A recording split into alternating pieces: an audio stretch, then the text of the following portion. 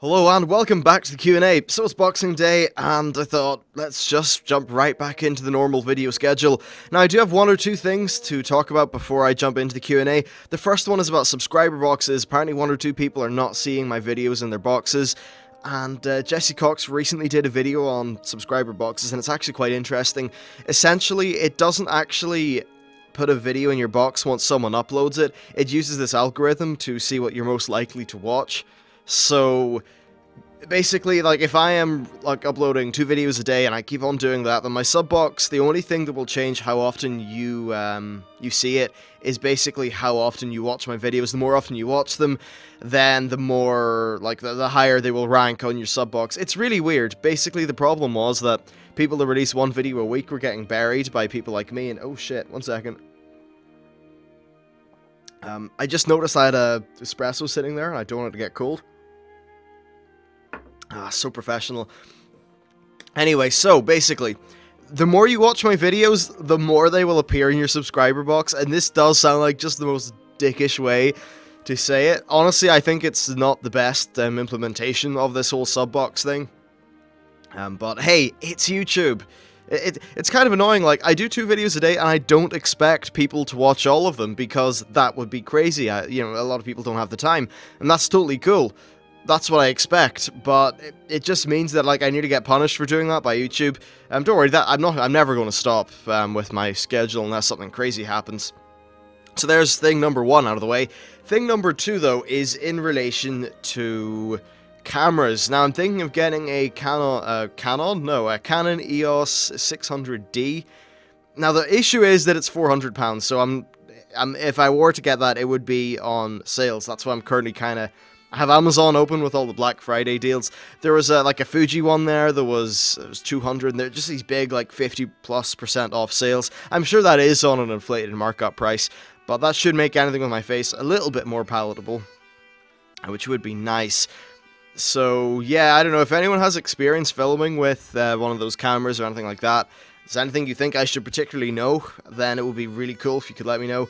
What I do know about the Canon ones is you can also use them as a regular camera and then as a webcam. Of course, my thing is, since I'm using a USB mic, I can't just plug it in with an XLR cable or something. So anyway, now that all that stuff's out of the way, let's jump into the questions. Question 1 is from Sushana Lone, who says, with 3 expansions dealing with orcs at the center, Cataclysm being good old hippie Thrall, Mists of Pandaria being a steroid overdose, Daddy issues orc antagonist with Garrosh, and Warlords of Draenor being more orcs, do I think that Blizzard and Metzen are overdoing orc lore? Do you think that lore for other factions like Gnomes, Tauren, Worgen will suffer because of the human and orc overdose? Well, okay, so in Warlords, our main 2 factions, or races anyway, are going to be the humans and the Draenei. Not the humans and the Draenei, the orcs and the Draenei. And the main race that the orcs, well, the Horde, will be interacting with when they land on Draenor, or whatever, is the Frostwolf clan of orcs. Then the main people that the Alliance are going to be with is the Draenei civilization under the leadership of alternate reality Velen. So that's what our thing's going to be, and, I mean, yeah, it certainly is a great deal of orcs. I don't know what to say. They do, like, they write their orcs pretty decently. Now, 2 of those expansions with Cataclysm and Mop were just the character arc of 1 guy. And now, like, the Horde isn't even led by an orc. Thrall is, of course, going to be in Warlords of Draenor, so if we have a return of Green Jesus, I think everyone will be a little bit sad because just too much, too much Thrall. He's a cool guy, but damn it, too much Thrall. Metzen, just go to your corner, maybe, smoke up a bit of weed or something, and calm yourself. Because all you're talking about, like, all you're doing is Thrall sometimes. So he needs to watch out about that, because he does have a serious tendency of overwriting that guy. I don't actually know how much direct influence Metzen has on that whole thing. It could more just be Dave Cossack going a little bit crazy with orcs, but the orcs definitely seem to be Metzen's kind of like pet project sort of thing. So, yeah, orcs, they're a problem. It's worth saying, though, that in Warlords of Draenor, I'd be very surprised if the main... Well, actually, we already know the main enemy is not Orcs, so I would be very surprised if Blizzard did a 180 over what they said in BlizzCon. Basically, it's not going to be Orcs as the main bad guy. There's something behind pulling the strings. We don't know what that is, and the chances are it's not going to be a damn Orc. I really hope it isn't anyway. It's probably the Legion, or maybe some sort of space old god. And they're all fine, I guess. Still low. In terms of the other races lore, at least we're going to get some Draenei lore. There's shit, like, they should be going on with the undead soon. Like, the stuff is going to come to a boil with Sylvanas and all the Valkyr shit she's doing. Stuff's going to happen there. So, I think the undead have got things coming down the line. The trolls have got Vol'jin. The Tauren, I'm not too sure what you guys are going to get, really. Blood Elves, at least, like, your man, what do you call him? Big head honcho with the Blood Elves. At least he was doing some stuff in Mists of Pandaria, so they've had a little bit of lore going on. The Goblins, like, I'm sorry, but your leader is just the leader of, like, I don't mean a joke race, but, like, Trade Prince Gallywix is not getting much serious lore, let's be honest. And in the same way that Gelbin Mekatork is not getting any lore either, because he is a joke character. You know, like, other than, say, the time in Siege of Orgrimmar we'll get where Gelbin and his lads, like, pop in for 5 minutes, do some ridiculous orc goblin, gnome, and they do some ridiculous gnome stuff. Other than that, I think races like the gnomes and the goblins just aren't going to get any lore. As for humans, well, we get a lot of humans because the High King of the Alliance is a damn human. Jaina is probably going to go apeshit at some point. Although I hope that she kind of goes apeshit and then they tone her back a bit, because if they did the whole character arc of the character going mad and then just being killed by us or something, again, it would get a little bit old. Dwarves, they did have all that Council of the Three Hammers stuff going on. I suppose there's probably a little bit more room for dwarf lore, though. I'm not too sure exactly what. So, yeah, that's dwarves covered. Who else do we have? Night Elves.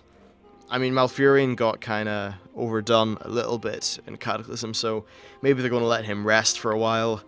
I'm probably missing out on races, which is completely ridiculous. The Draenei, of course, we're going to get lots of lore for them. Who else? Who else do we have? Is that everyone? Goblins already mentioned, we're not going to get much for them. Ah, yes, the Worgen. The Worgen just got completely abandoned with not that much done. After Cataclysm, but I just don't think there's any room for them in at least the next 2 expansions. As for the Pandaren, they're dealt with. We're not going to see any more Pandaren lore for 3 expansions, I'd say, at least. And that should be it. If there's any race that I've left out, I'm not going off any notes here. This is just all... These Q&As, I kind of do the question, then it's a rambling one-take kind of deal. Nah, we're not going to get any more Pandaren lore. So, yeah, if I've missed out on any races, then... damn. Past self was stupid. Anyway, the next question is from, who's it from? Yes, it is from Trevor Tamisharo. That's a cool surname. Well done, Trevor. Anyway, his question is actually really long, and it's a little bit too long for air, but essentially, he is proposing another type of quest. He has a similar problem that I do with the linearity of quests just being a little bit overbearing at times, and because it takes away a lot of player choice and stuff like that, it just isn't fun. So he's got a similar problem to what I have there, and what he suggested was another kind of quest. So instead of being given, say, a large chain of quests that lead up to killing a boss, you're given this final kill the boss thing, and it's a little bit more freeform, where I think the example he gave was it was a cult leader, and they could have maybe some power crystals, some portals that summon in minions, things like that. And maybe if you're an overgeared character or something like that, you can just go in and kill that cult leader instantly, but if you're just regular leveling up or something, then you're actually going to need to do a little bit of work first, like... You know, maybe you sabotage the boss or do things to weaken them, like destroy the portal so he can't summon in minions during the fight, and general things like that. I think this is a really, really cool kind of quest, and I'm totally for it. What it does is it gives you a little bit more player agency, and that means people are going to be a bit more invested in the gameplay. The world is going to have... There's going to be a lot more consequence in the world because you're actively dealing with elements of the world in the quest. Like, you want to get to one of those portals? Maybe that's behind a wall. Something like that. You know, I think that's really good. So yeah, more freeform gameplay, more interesting stuff, a little bit more player agency. This could actually be extended to something similar to the Guild Wars 2 Renown Heart system. Now in this system it just gives you a quest area, and there's a problem, like say, I don't know, there's an enemy army there. And what you do is maybe you get quests like, I don't know, completion sort of. There's just this bar basically, and you fill that bar up to the top by maybe killing the enemies there, or destroying their siege engines, or collecting bombs or arrows or something. Basically, there's a whole bunch of objectives, and they all count towards the quest. It's a bit more freeform, and actually I was completely cool with that. I thought it was a good idea. So maybe that kind of quest would be nice, and actually it wouldn't surprise me if that was already going to be included in the Warlords of Draenor, or more dynamic questing style that they're going for. But this whole boss system, I think it's great, and I'd really like to see it in the game. So, yeah, Trevor, good question, great suggestion, and I'd hope we see sort of stuff like that. It'll be very good. The next question is from, is it Antoine or I think it's Antoine. I think it is, because you're from Quebec, and Antoine seems a bit more French. So, fuck yeah, French Canada. Anyway, the actual question itself is, hey, I have another question. Do you think we will ever get to travel in space in Valen's Naru ship? Because I heard it was now repaired. I can't confirm it was repaired, but I do know that I have heard similar. So, yeah, let's just roll on the assumption that it has been repaired. Well, Velen is the one Alliance character I think that could do a good job of kind of doing the whole light thing and putting other races in front. So I'd say he would probably let a few of the Tauren, the Sunwalkers, or maybe the Blood Elves, because he kind of rekindled their friendship. Okay, they never had a friendship, but at the very end of the Sunwell, essentially, Velen did some very nice things for the Blood Elves. He restored the Sunwell, essentially. So maybe there's definitely a few Horde races and characters that he would let on the Exodar. Would this ever happen in a full story capacity, letting the entire Horde to fly around in his ship? I don't think so, and that's my major problem with that issue, is just, you have one ship which belongs to the Alliance, and the Horde probably wouldn't get to use it. Now, I guess the Horde could probably go back to Tempest Keep, raid one of those off or something and take it, but I'm not particularly sure.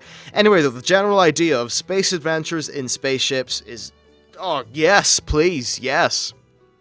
We could go to Argus, we could go to the Nethrezim homeworld, we could go to the Dreadlord homeworld, all these different places you could go to in a ship. That would be kind of cool. Now, there would be a bit of a problem where I think an expansion like that would run the risk of feeling extremely disconnected from players, in that you're always just sort of floating around the place, going to different random, disconnected places, and that might feel a bit shitty for players. But I think the idea, though, of going to space, going to Argus or something like that, via this ship is really cool, because, like, can there just be convenient portals to everywhere? Perhaps there can't be. I'm not particularly sure. Maybe there's that. Perhaps the Alliance and the Hordes, instead of having our airships and Zeppelins, we just get bloody spaceships for flying around the place like it's damn Star Wars. I don't think that would happen, but I think, yeah, the idea of going in a Naru ship somewhere, maybe even if there's a raid which is based on a Naru ship or a scenario, I think that would be damn cool. It's also a lovely change of pace for players as well, because all the time we're grounded to our, to the world that we're in. So I suppose being stuck in a Naru ship would actually be kind of cool. You can even do interesting things like the Naru ships being attacked by infernals or something, so you can hop on, I know, the Naru light cannons or something on the side and use their vehicle mechanics. It could actually make a really cool scenario or cool elements of a raid. That said, I would not like a vehicle raid again. No, bad Blizzard, don't do that. But, yeah, cool stuff. Interesting gameplay mechanics and a change of pace, so I am all for it if it were to happen. Anyway, that's it for the video. Thank you very much for watching. If you have any questions for future Q&As, please leave them in the video description. That'd be great. And yeah, if any camera people, if you have any specific things to say, it would be cool to know, just because I don't want to spend a whole truckload of money and then find out that I'm screwed, because that would suck. Anyway, thank you very much for watching, and I'll see you next time.